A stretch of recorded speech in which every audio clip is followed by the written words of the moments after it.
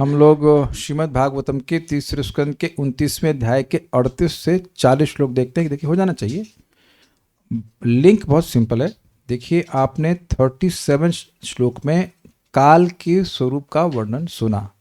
रूप भेदास्पदम दिव्यम काल इत्यभिधीयते। जो वस्तुओं के रूप के भेद का आस्पद अर्थात आश्रय अर्थात कारण है, जो दिव्य अर्थात अचिंत शक्ति से युक्त है और अद्भुत प्रभाव वाला है। वही दो अर्थ हो गए इसके, उसको काल कहते हैं। और कर्ता क्या है तो कह रहे हैं भूतान नाम महद आदि नाम। जो जीव महद आदि तत्वों से, महतत्व आदि तत्वों से बने शरीरों से अपनी पहचान करते हैं और भिन्न दृशा। कई अर्थ लिए गए थे। एक अर्थ था कि काल को और भगवान को अलग मानते हैं, या अपने में दूसरे में भेद मानते हैं, अपने सुख में दूसरे के सुख में भेद मानते हैं, अपने दुख दूसरे के दुख में भेद मानते हैं, या अपने भगवान की संतुष्टि के अलावा हम कैसे संतुष्ट हो सकते हैं, वह भी भेद मानते हैं। भगवान अपने संतुष्ट होंगे अलग तरह से, हम अलग। जैसे हमको व्हाइट राइस की खिचड़ी पसंद है और वेदवादी को ब्लैक राइस की खिचड़ी पसंद है, तो ये भेद हुआ कि नहीं? She likes black rice khichdi, I like white rice khichdi. हमारे यहाँ हम लोग अपनी खिचड़ी अलग पकाते हैं।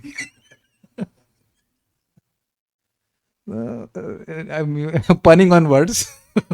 हमारे यहाँ पे मतलब गो लेक नहीं, और तो गिरिराज जी दोनों खा लेते हैं, लेकिन वी हैव डिफरेंस। तो भेद दृष्टि। तो खैर, यतः मतलब जिससे, यस्मात जिससे, जिस काल से भय होता है महद आदि तत्वों से पहचान करने वाले भेददर्शी जीवों को। तो भय कैसे होता है? तो भय कैसे होता है इसकी व्याख्या इस श्लोक में हो रही है। उसके आगे भी और बातें आएंगी, ठीक है? मेरे पीछे बोलिए। योऽन्तः प्रविश्य भूतानि, योऽन्तः प्रविश्य भूतानि, भूतैरत्यखिलाश्रयः, भूतैरत्यखिलाश्रयः, सविष्णवाख्योऽधियज्ञो, सविष्णवाख्युधियज्ञो, असौ कालः कलयतां प्रभुः, असौ कालः कलयतां प्रभुः। योऽन्तः प्रविश्य भूतानि भूतैरत्यखिलाश्रयः, योऽन्तः प्रविश्य भूतानि, भूतैरत्यखिलाश्रयः, सविष्णवाख्यधियज्ञो असौ कालः कलयतां प्रभुः, सविष्णवाख्युधियज्ञो, असौ कालः कलयतां प्रभुः। योऽन्तः प्रविश्य भूतानि, योऽन्तः प्रविश्य भूतानि भूतैरत्यखिलाश्रयः, भूतैरत्यखिलाश्रयः, सविष्णवाख्युधियज्ञो, सविष्णवाख्योऽधियज्ञो, असौ कालः कलयतां प्रभुः, असौ कालः कलयतां प्रभुः। ठीक है। समस्त यज्ञों के भोक्ता भगवान विष्णु काल स्वरूप हैं तथा समस्त स्वामियों के स्वामी हैं। वे प्रत्येक के हृदय में प्रविष्ट करने वाले हैं और वे सबके आश्रय हैं और प्रत्येक जीव का दूसरे जीव के द्वारा सहार कराने का कारण है। अब विचार कीजिए कि इससे समझ में आएगा कि काल कैसे भय का निर्माण कर रहा है। जब मुझे खाने वाला मेरे सामने होगा तो क्या मैं कोलगेट स्माइल दे सकता हूँ? कितना? Can you do that? Can you smile? अगर मुझे खाने वाला, देखिए वो ग्रीन आपने कैटरपिलर टाइप के देखे हैं जो फूलों पे रहते हैं, वो जरा बड़े साइज के होते तब आप देख पाते, बड़े डरावने लगेंगे देखने में। पता नहीं वेजिटेरियन होंगे, फूल खाते हैं मोस्टली, लेकिन अगर वो बड़े साइज में हो, जो चींटी है वो अगर आपके साइज की हो तो, या वो लाल जो बर्रे हैं वो सब एक्चुअली देखने में बड़े डरावने लगते हैं ना, कितने पाँव हैं उसके। और मकड़ी, हम लोग तो छोटी मकड़ी से, छोटी छिपकली से डर जाते हैं, और अगर बड़ी छिपकली होती तो मतलब प्राण सूख जाता है कि नहीं? आप जरा विचार कर लो, शेर को देख के हिरन क्या करेगा? शेर हिरन भाई नहीं ना, बिकम्स फियरफुल और नॉट। तो क्या ये हम पढ़ ही रहे हैं कि देख भी पा रहे हैं कि कैसे काल प्रेरित करता है। बहुत सारे वीडियो यूट्यूब पर उपलब्ध हैं, वो स्पेशली बनता है हंटर्स गेट हंटेड ऐसे करके, मतलब कभी कभी शेर को मगरमच्छ खाता है। I have to accept, I have seen that video कि शेर पानी पी रहा, अकस्मात मगरमच्छ पकड़ता है और बब्बर शेर को खा जाता है, ईट्स हिम। अब ये दिख रहा काल ना आपको भाई, आप वो तो सुने ना गजेंद्र और मगरमच्छ, तो हाथी कितना बड़ा होता है, उसको पकड़ लिया। ये समझना जरूरी है कि जगत का स्वरूप, जगत की जो एनर्जी, जो ड्राइविंग फोर्स है, वो फियर है। फियर से ड्रिवन है सब लोग, क्योंकि एक जीव दूसरे जीव का भोजन है। कहाँ सुना था ये, किसी को याद है? जीवो जीवस्य जीवनम, सुना था श्लोक, लेकिन कहाँ है? किसी को गैस कर सकते कहाँ है? नहीं गैस कर पाएंगे। प्रथम स्कंद में नारद जी युधिष्ठिर महाराज को समझाते हैं। युधिष्ठिर महाराज बड़े चिंतित होंगे, ताई और फूफी फूफा ना, फूफी जी, फूफी और फूफा बोलेंगे, ताई ताऊ ताऊ ताई जी कहाँ चले गए, यानी कुंती क्षमा कीजिएगा, धृतराष्ट्र और गांधारी कहाँ चले गए? तो कह रहे चिंता मत करो, तुम जब तक ढूंढोगे तब तक वो छोड़ देंगे शरीर, और हर व्यक्ति का पालन भगवान करा रहे हैं। वो बात वहां जो नारद जी बोले, यहीं फिर कपिल देव बोल रहे हैं कि एक जीव से दूसरे जीव का संहार करा रहे। तो जगत जो है संहारात्मक है, सब नष्ट हो रहा है। आप लोगों को पता है कि नहीं, लेकिन इस समय भी हम लोग को कुछ जीव खा रहे हैं, यू नो दैट। वो गुड बैक्टीरिया कहिए, कुछ भी कह लीजिए, लेकिन हमारे ही शरीर पर, हमारे हाईवे पे भोजन कर रहे हैं, और हम कुछ हमारे अंगों को भी खा रहे होंगे। हो सकता है कुछ लोग अपने गर्भ में लिटरली अपने गर्भ में, क्योंकि माँ के गर्भ में बच्चा नहीं होता, गर्भ में तो ऐसे, गर्भ नहीं सॉरी, माँ के पेट में बच्चा नहीं होता है, गर्भ में होता है।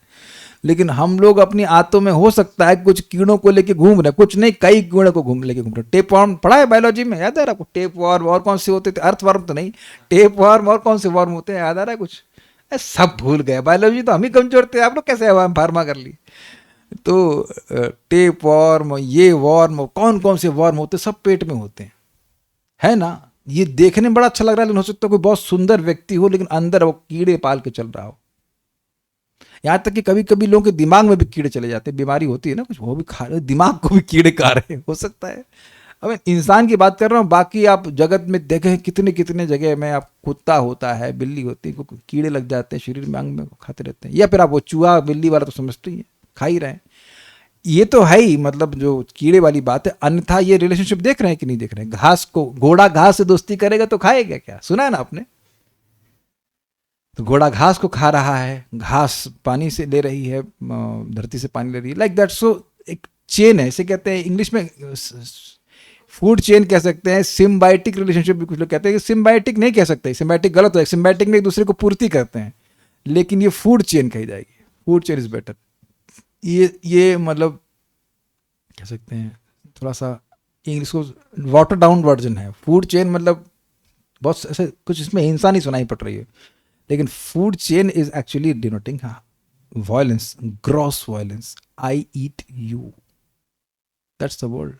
मैं तुम्हें खाऊंगा, सॉरी खा जाऊंगा, खाऊंगा खा जाऊंगा, लाइक दिस। परम पूज्य प्रहलादानंद महाराज पे जो करते हैं कि जब लोग कहते हैं I love you, basically they are saying I want to eat you. तो ये जगत का स्वरूप है।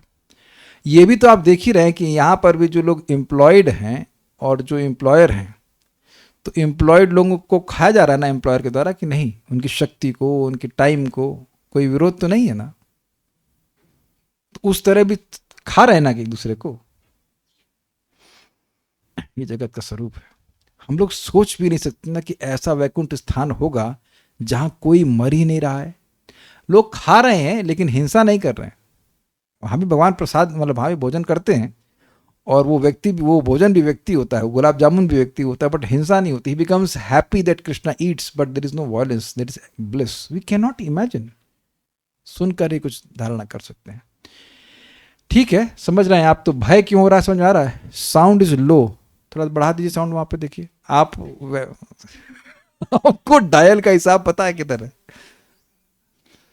सैलरी बढ़ाते हैं ना कम तो नहीं कर देते आप लोगों की। ठीक है, अब आवाज ठीक आ रही? हाँ सही है, ओके। यह भूतानी, जो सभी प्राणियों के अंतः अर्थात अंतःकरण में प्रविष्ट, यानी प्रविष्ट होकर, भूतै अति, प्राणियों से ही उनका संहार कराता। ये समझे बात? Why cat is not vegetarian? बिल्ली घास क्यों नहीं खाएगी? क्योंकि अब अंदर से प्रवेश किया जा रहा है, काल के द्वारा से प्रवेश करना। नहीं, तेरा भोजन चूहा ही है, ढूंढ चूहा। तो बिल्ली पेड़ पे चढ़ सकती है कि नहीं? जाके फल खा ले। आपने देखा कभी बिल्ली को पेड़ खाते, और सॉरी फल खाते हुए? नो, नहीं खाएगी, उसे चूहा ही चाहिए।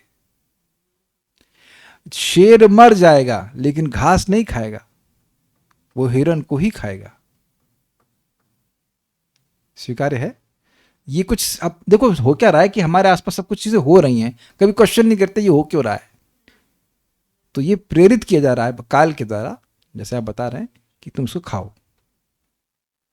इसको लिंक करेंगे गीता से, कालोस्मी लोक क्षयकृत प्रवृद्धो, मैं काल हूं जो लोगों का क्षय कर रहा हूं। अब जरा विचार कीजिएगा, ये 11वें अध्याय का भगवद गीता का श्लोक है। अर्जुन कहते कौन है आप, कौन है कौन है, तो कह रहे मैं काल हूं। तो अब युद्ध में काल मार रहा है एक दूसरे को कि योद्धा मार रहे हैं? क्या उत्तर है? इतना क्या सोचना है आप लोग? वो सीधे आपको काली देख गया, निशा माता जी सब जगह काली देख रही हैं, योद्धा नहीं मार रहे हैं एक दूसरे को। ये जो आतंकवादियों की लड़ाई होती है भारत के जवानों से, मतलब जो आर्मी के जवानों से, तो आपस में एक दूसरे को काली मार रहा होता है। कौन आतंकवादी? काल। कौन इसे कहने के काल? अरे फिलॉसफी तो छोड़ दीजिए, जो प्रैक्टिकल वो देखिए। तो आपको दिखाई क्या पड़ रहा है? कोई आतंकवादी है, कोई ये है। अभी दिल्ली में कुछ बम फटे थे कुछ समय पहले, ऐसे था कुछ बम फोड़ गए थे तो कुछ लोग मर गए। तो आप आतंकवादियों पे केस चलाएंगे, लेकिन हो क्या रहा है? वो बम फोड़ने के लिए जा रहा था, उसका कहीं उद्देश्य और था, लेकिन कुछ लोग वहां पे थे। Now you are getting the point. उसका उद्देश्य मारना ही था, लेकिन वो कम लोगों को मार पाया, तृप्ति नहीं उसको। वो सुसाइड बॉम्बर था। और वो शायद आप लोग न्यूज़ नहीं देखी, बट हमने देखी थी वो चीज़। तो he had a plan to kill many people, but काल ने अलाउ नहीं किया उसको। तुम सबको नहीं मार सकते हो, जिसको मैंने तय किया, मतलब काल ने तय किया कि इनका काल आ गया है उनको मारने के लिए, वो तुम्हारे आसपास आए, उनको ही तो मार सकते हो।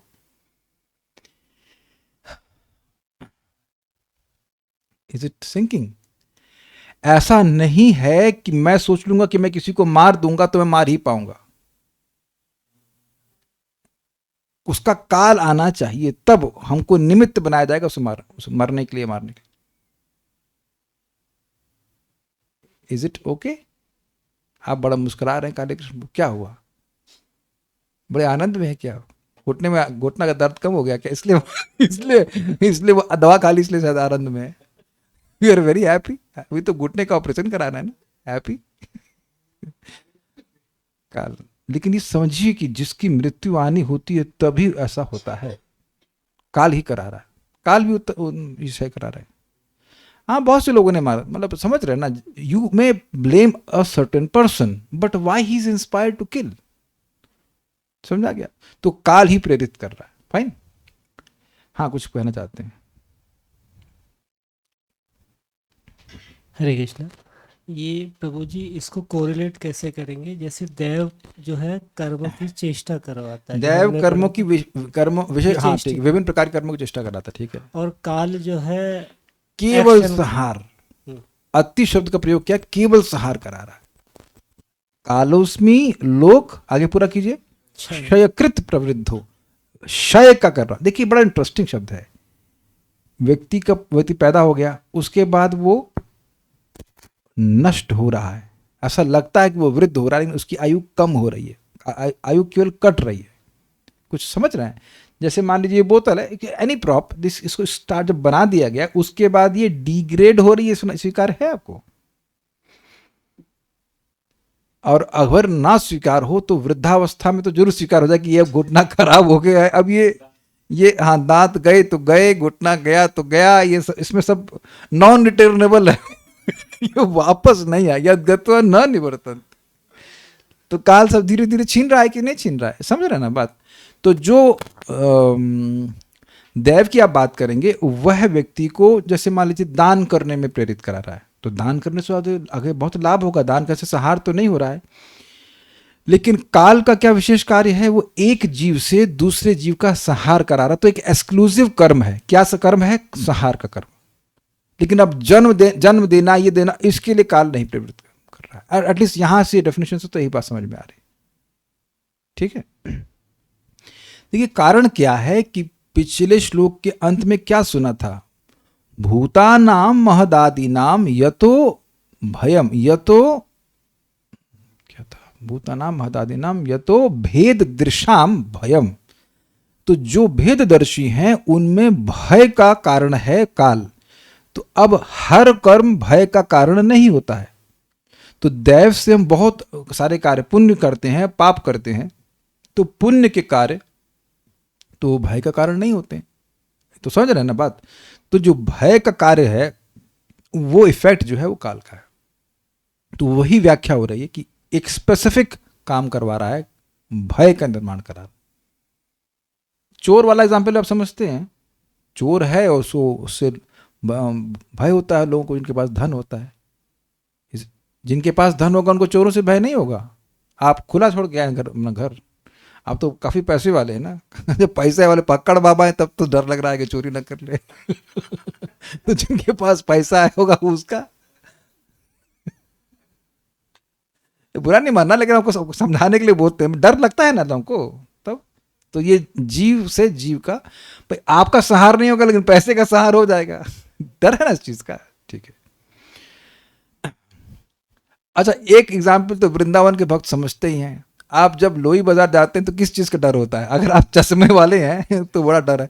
कुछ लोगों की बड़ी दिक्कत है, बेचारे इतने परेशान हैं कि चश्मा हटा देते तो दिखाई नहीं पड़ता। सामने वाला हरे कृष्णा बोला तो एक हमारी स्टूडेंट है वृंदावन में रहनी, तो चश्मा उनका बड़ा तेज है, मतलब पावर ज्यादा है, तो चश्मा हटा के घूम रही थी। मैंने कहा, मैं निकल के गया हरे कृष्णा कौन कौन हरे कृष्णा बोला वो देख नहीं पाए, लेकिन बेचारी मजबूर है, क्या करेगा, चश्मा नहीं लगा सकती है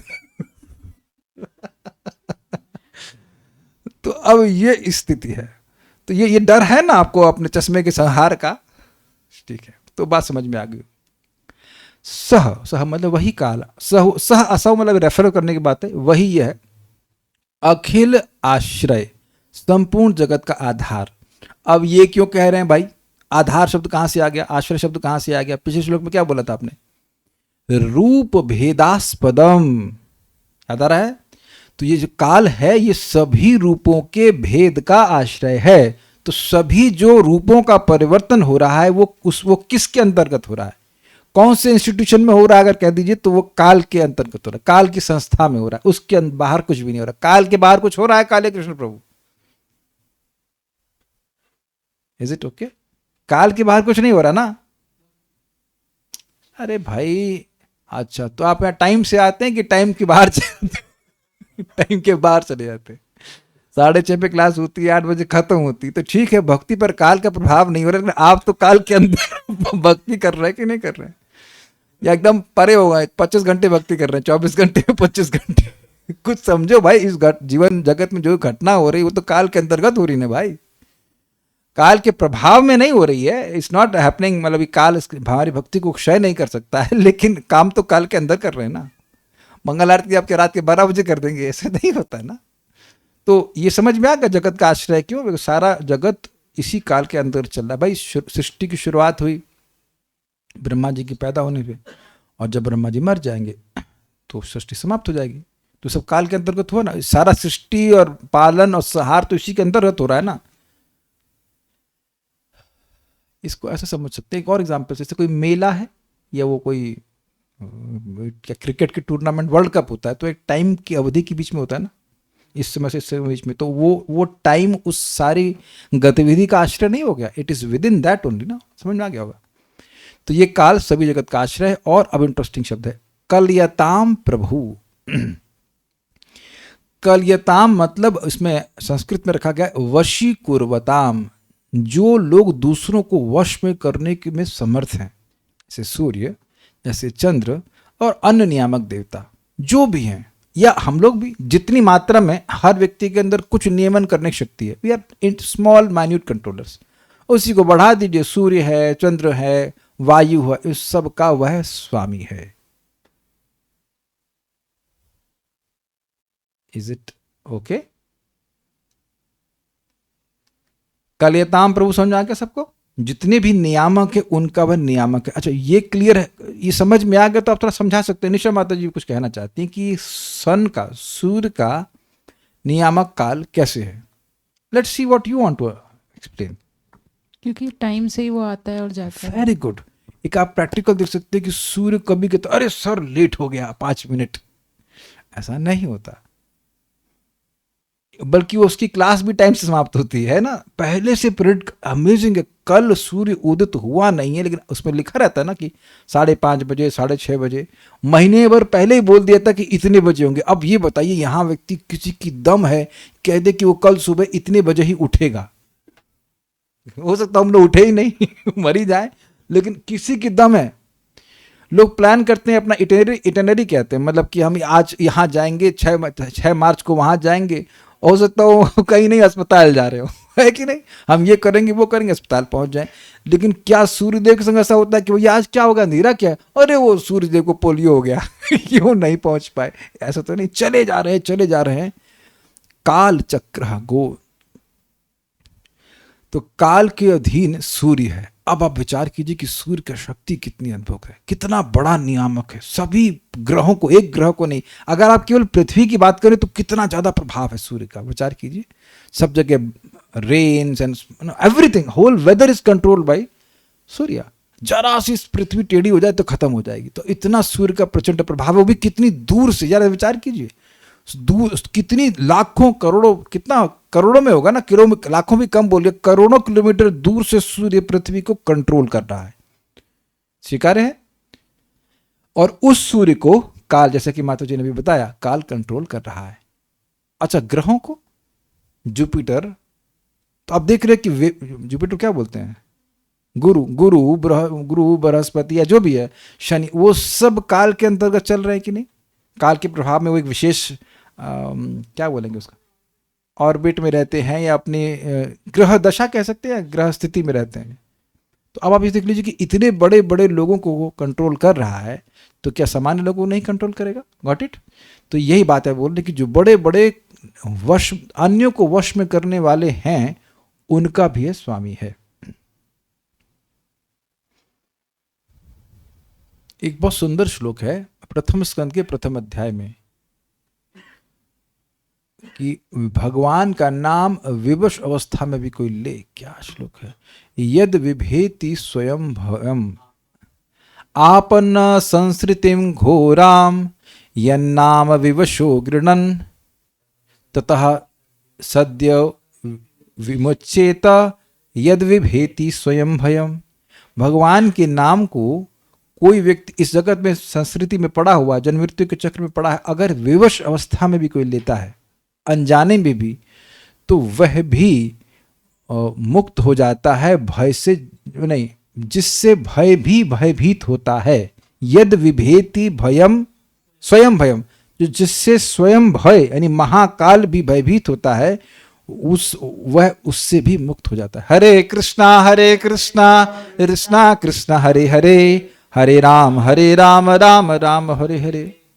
ये बड़ा सुंदर बात है जो अभी काले कृष्ण प्रभु कह रहे थे, वो सत्य बात है कि भक्ति यद्यपि हम लोग टाइम के अंतर्गत करते हुए दिख रहे हैं, लेकिन उसका प्रभाव टाइम के अंतर्गत नहीं है, जो भी इसके फायदे हैं। ठीक है, काल कहलाता है। और अधियज्ञ विष्णु आख्य, अधियज्ञ मतलब जो यज्ञों को अधिकृत किए हुए, यानी यज्ञों के ईश्वर, यज्ञों के फल देने वाले, यज्ञों के फल देने वाला विष्णु आख्यान, विष्णु नाम से प्रसिद्ध है। अब एक प्रश्न उठेगा, भगवान विष्णु को तो मानते हैं यज्ञ के भोक्ता हैं, ये काल भैया कहाँ से आ गए? अच्छा, देखिए, कोई यज्ञ हुआ तो वो काल के अंतर्गत हुआ, और उसका फल कब मिलेगा? आप ये देख रहे हैं कि कुछ लोग इस जगत में बहुत बीमार होते हैं, बहुत दरिद्र होते हैं, तो वो पहले कुछ दुष्कर्म किया रहता है, इस वजह से होता है। और कोई व्यक्ति को बिल्कुल स्ट्रगल नहीं करना पड़ता, आराम से उसके भौतिक जीवन चला जाता है। तो कोई पहले वो पुण्य किया रहता है, जो अब कालांतर, I hope you are getting this word very clearly, कालांतर, काल के बीतने पर वह उसके पास वापस आएगा। ये ना जिंदगी चेंज कर देगा, ये बात समझ में आ गई तो बहुत सुंदर था। ये मैंने कहाँ पढ़ा है, मैं शायद भक्ति सुंदर में पढ़ा था, बट कोई याद नहीं आ रहा एग्जैक्टली, शायद यही पढ़ा था कि जब आप, एकदम ध्यान से सुन लीजिएगा, जब आप यज्ञ करते हो ना, तो एक सूक्ष्म प्रभाव होता है जो आपको दिखेगा नहीं, बट उसका प्रभाव स्थूल रूप में फ्यूचर में आएगा। समझ पा रहे हैं इस बात को? अभी आपने हरे कृष्ण मंत्र बोला, आपने कथा सुनी, आपने कथा बोली, भगवान का प्रसाद का, ये सब यज्ञ है कि नहीं? वो आपको तुरंत नहीं दिखाई पड़ेगा क्या हुआ। अभी जैसे भक्तों ने एकादशी करी तो कह रहे यार तुम्हारा तो 1 ग्राम वजन भी कम नहीं हुआ, तुम निर्जल किए या पानी से, नो वटएवर। लोग स्थूल रूप से यज्ञ के प्रभाव को मेजर करने का प्रयास करते हैं। इसको साइलेंट पे रख दीजिएगा प्लीज, फोन को या जो भी है, गिर गिर मत करे। लेकिन यज्ञ का प्रभाव सूक्ष्म होता है और वो कालांतर में व्यक्ति के फल के रूप में आता है। वो फल जो है वो काफ़ी ग्रॉस भी हो सकते हैं। ग्रॉस मतलब अच्छे सेंस में भी ग्रॉस हो सकते हैं। वो धनी होगा, वो यश को प्राप्त होगा। इस जगत में आप देखते हैं कि कुछ सिंपल से लोग, गांव का लड़का है कुछ और अकस्मात खूब पैसे वाला हो गया या इंजीनियर बन गया, डॉक्टर बन गया। क्यों? पहले कुछ उसने पुण्य किया होगा, पुण्य किए, यज्ञ। समझ रहे हैं कोई बात? Is it okay? जैसे इवन कर्मकांडी यज्ञ भी आप जानते हो कि वो तेतम भुक्त्वा स्वर्ग लोकम विशालम इत्यादि। तो जो लोग कामम क्या है, जो भी वो कर्मकांड करते हैं तो उसका रिजल्ट आता है, और रिजल्ट आता है स्वर्ग के रूप में। तो सूक्ष्म चीज का प्रभाव काल, जो यज्ञ करता है व्यक्ति, उसका फल काल के द्वारा दिया जाता है। यह स्वीकार है आपको? इसीलिए यहां पर इसको, इस काल को अधियज्ञ कहा गया है। अब देखिए, आप कहेंगे अधियज्ञ तो भगवान है, अधियज्ञ कथम कोत्र देहस्मिन मधुसूदना। भगवान से 8वें अध्याय में अर्जुन ने पूछा कि इस देह में अधियज्ञ कौन है, इंद्र है कि विष्णु है? तो भगवान ने स्पष्ट कहा है कि अहम एवात्र, ऐसे कुछ है ना 8वें अध्याय का, कि मैं ही अधियज्ञ के रूप में स्वभी देह में विद्यमान हूं। तो देखिए, अब आप कहेंगे भाई काल है कि भगवान विष्णु है? देखिए, हैं तो भगवान विष्णु, पहले क्लियर समझ लीजिए। लेकिन वो सर्विंग कैसे कर रहे हैं? दही चीड़ा या जो भी प्रसाद है वो व्यक्ति दे रहा है तो ठीक है, लेकिन दे कैसे रहा है? हाथ से बांट रहा है, हाथ से बांट रहा है, लेकिन चम्मच का उपयोग कर रहा है तो चम्मच दे रहा है। तो आप देख रहे हैं कि चम्मच का उस व्यक्ति से अभेद हुआ कि नहीं? नहीं समझ में आ रहा काले कृष्ण लोगों को? खाए नहीं ना प्रसाद कभी? वो चम्मच दे रहा है कि वो व्यक्ति दे रहा है? ये सीट बोल रही है कि मैं बोल रहा हूं? तो आप जान रहे हैं कि कभी कभी बोलते हैं द चेयर इज स्पीकिंग। तो चेयर का अभेद कर देते हैं चेयर वाले से कि नहीं? आपको उस कुर्सी बैठकर नहीं बोलना चाहिए तो ठीक है, खड़े होके बोलूं? तो कुर्सी की प्रॉब्लम है ना, तो ठीक है, खड़े होके बोल देता हूं।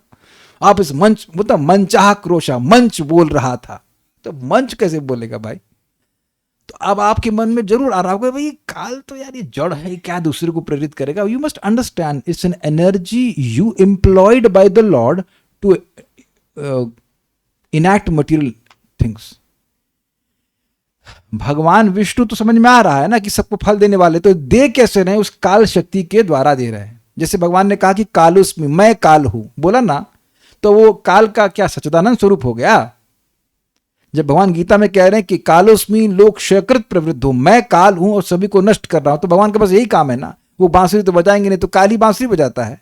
नहीं, लेकिन काल भगवान की शक्ति और शक्तिमान में भेद नहीं, उस दृष्टि से भगवान कह रहे हैं कि मैं काल हूं।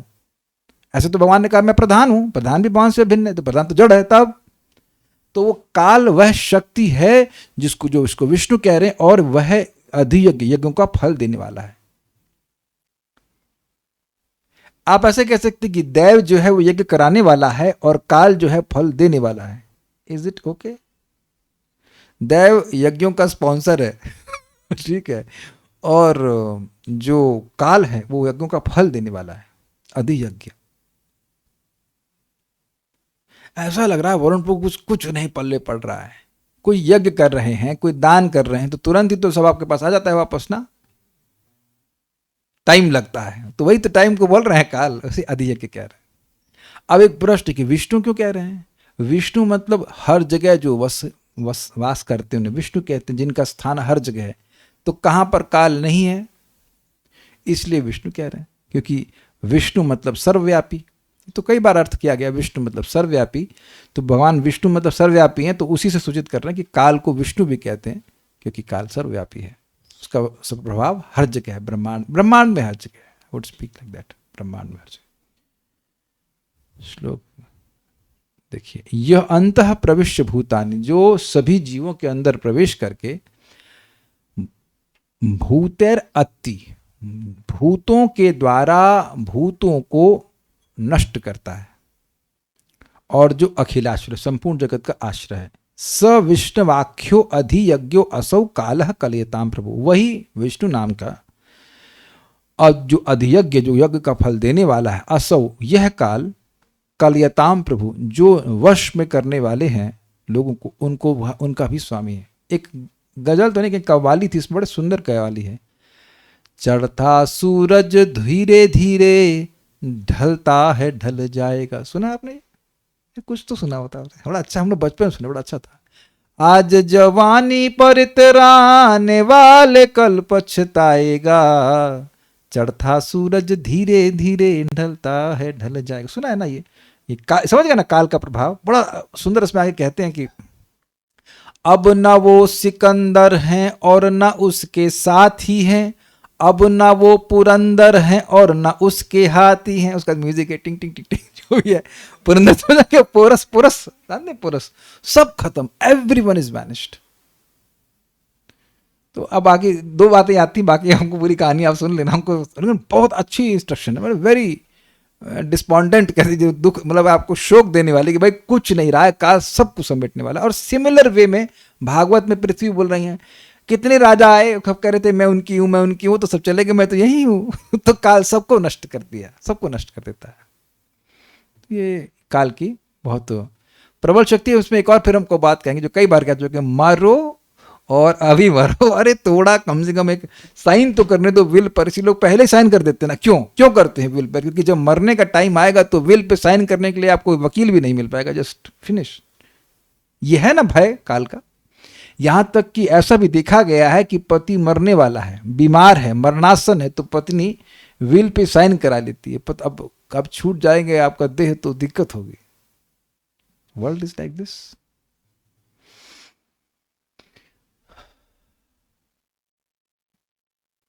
एक बड़ी सुंदर तो नहीं, सुंदर तो नहीं, बड़ी अजीब सी घटना हुई थी।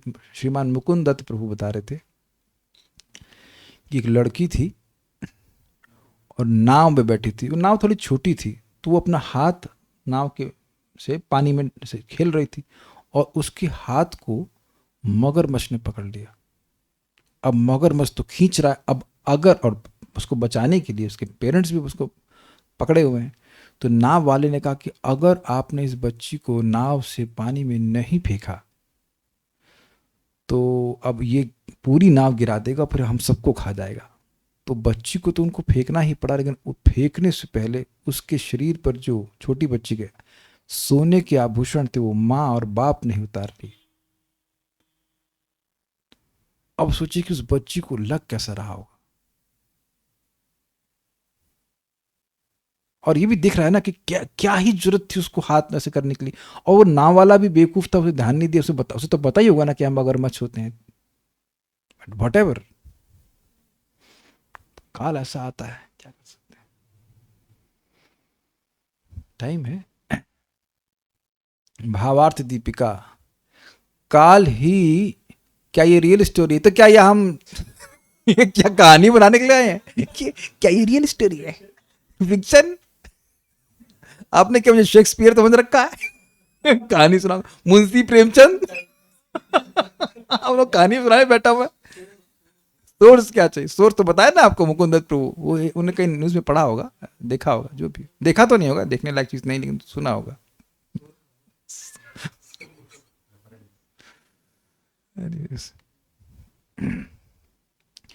ये सब श्लोक ना केवल पढ़ करके छोड़ देने वाली बात नहीं। आप जीवन में देखो ना कैसे काल कार्य करता है, कैसे काल करता है, सब कुछ चेंज कर देता है, सब कुछ चेंज कर देता है।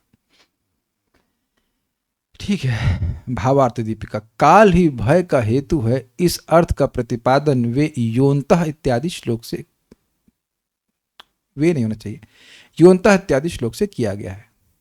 वह काल ही भूतों के द्वारा ही भूतों का संहार करने का काम करता है।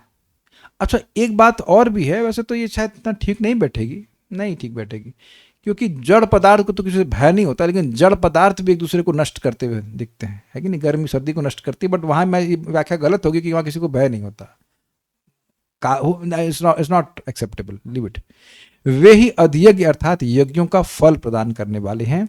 कितने सम्मान से काल को डिस्क्राइब किया था, जितने भी कलयताम अर्थात दूसरों को वश में करने वाले उन सब का प्रभु अर्थात स्वामी यह काल है। थोड़ी सी गलती सुधार लीजिएगा। सारार्थ दर्शनी भय का प्रकार कहते हैं, भय का प्रकार कहते हैं, what are different types of fear. अखिल आश्रय व काल सबके अंतःकरण में प्रविष्ट होकर भूत है, भूत गणों अर्थात पंचभूत समूह के द्वारा ही भूत समूह का संहार कर रहा है।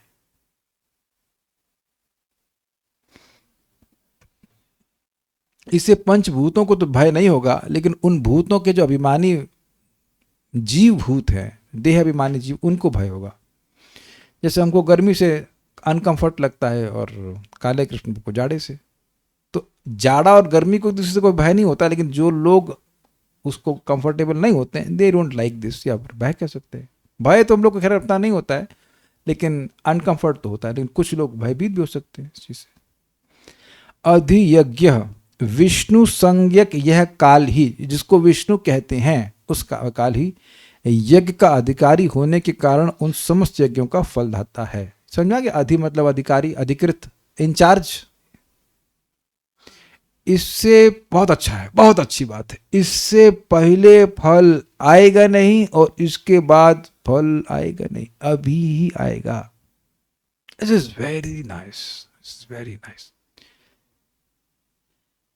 कोई यज्ञ किया है तो इसका फल अभी ही आएगा। महाराज बड़ा सुंदर समझाते हैं कि जैसे बैंक में आपने पैसा जमा किया है, आप संडे को चले जाइए पैसे निकालने, और तो गूगल पे वाले, तो महाराज के समय में गूगल पे नहीं होता था, तो कहे हमारा पैसा है निकालो तो अब वहां जाकर हल्ला करेंगे तो पुलिस बुला लेंगे लोग कि भैया ये टाइम तो ना, संडे को तुम तो ना पैसा निकलवा लोगे। तो हर चीज का एक टाइम होता है। कह रहे हैं वही 10 से 5। हाँ, ये भी नहीं कि मंडे को पहुंच गए, मंडे को तो खुला होने चाहिए, रात के 8 बजे 12 बजे आ गए तो चोर समझेंगे ना। हाँ, तो वेरी इंपॉर्टेंट। ये बहुत अच्छा है, लेकिन इतना बात समझ लीजिए कि यज्ञ निष्फल नहीं जाता। Whatever we are doing for the pleasure of your lord is yajna. आप समझते हैं, जो भी हम भगवान की प्रसन्नता के लिए कार्य कर रहे हैं वो यज्ञ है, और उसका फल जरूर आता है। आप नहीं चाहेंगे तब भी आएगा, नहीं चाहेंगे तब भी आएगा। हमने देखा ना एक प्रभु जी को, रामकृष्ण को रूम के बाहर नहीं निकलने, लोग भर भर के, क्या सोहन पापड़ी भरी हुई है, आप कहीं ऐसे लेंगे, 1-2 नहीं, फ्रिज नहीं है उनके पास, फल सड़ रहे हैं, जो बास्केट क्या कहते हैं बने, फूड बास्केट नहीं, हाँ कैरेट बोलते हैं उसको, कैरेट नहीं, क्रेट। खाइए कभी कैरेट लाया घर में, कैरेट बोल रहे हैं, क्रेट क्रेट क्रेट टोकरी क्रेट वो भरी हुई रखी, वो सड़ कह रहे हैं, बट टाइम ही नहीं खाने का, खाने की इंक्लिनेशन ही नहीं है। इसलिए तो फिर कुछ लोग प्रभु जी हम तो फक्कड़ बाबा है, घी चाह रहे हैं, घी नहीं मिल रहा है, ये है प्लांट का ना। अरे भाई ये नई फसल है, आएगी भाई। आप मान लीजिए पहले चावल बोए थे, या कुछ मान लीजिए करेला बोए थे, जो करेला काट रहे हैं, तो अब आप नया फसल बोएंगे तो थोड़ा समय लगेगा ना, फल तो आएगा लेकिन थोड़ा समय लगेगा।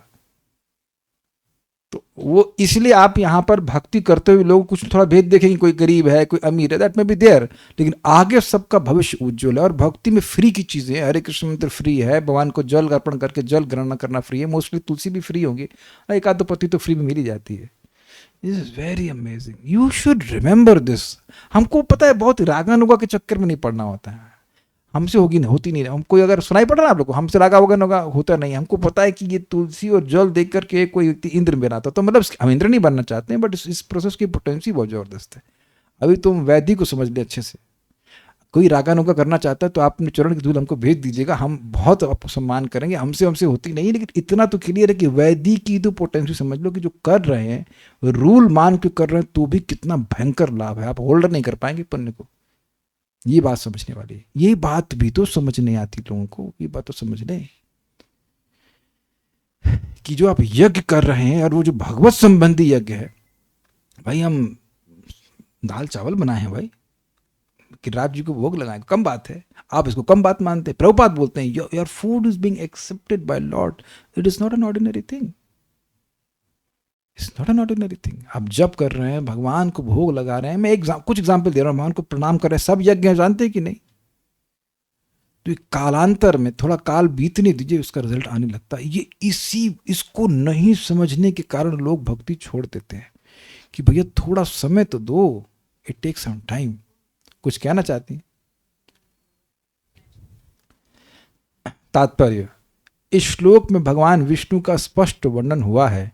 वे परम भोक्ता हैं और अन्य सभी उनके दास रूप में कार्य कर रहे हैं, जैसा कि चैतन्य चरितामृत आदि लीला 5.14 में कहा गया। एकले ईश्वर कृष्ण, अब बड़ा इंटरेस्टिंग, एकले ईश्वर कृष्ण और सब भृत्य जे जाय छे नचाए सिताय छे करे नित्य। सम स्पेलिंग मिस्टेक्स एक्सेप्टेड, कि मतलब भगवान एक श्री कृष्ण ही ईश्वर है और बाकी सब उनके सेवक हैं, जो जैसे जिसको नचा रहे वो वैसे नाच रहा है।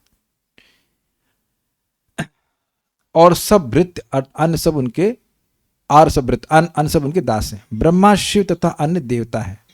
यही विष्णु प्रत्येक के हृदय में परमात्मा रूप में प्रवेश करते हैं और दूसरे जीव के द्वारा जीव का संहार कराते हैं। हमारे पास है 15 मिनट। श्लोक कितना है?